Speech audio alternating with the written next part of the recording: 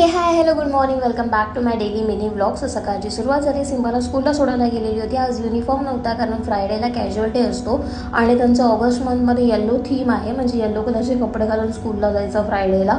त्याला सोडलं आणि त्याच्यानंतर घरातली कामावरली संध्याकाळी बाहेर पडलो होतो कारण मला गोकुळाष्टमीसाठी पाळणा बघायचा होता. खूप सुंदर सुंदर कलेक्शन होतं आणि गणपतीच्या मूर्त्या एवढ्या सुंदर सुंदर इकडे आलेल्या होत्या ना की म्हणजे असं वाटतं सगळे बाप्पा घेऊन घरी निघून जावं.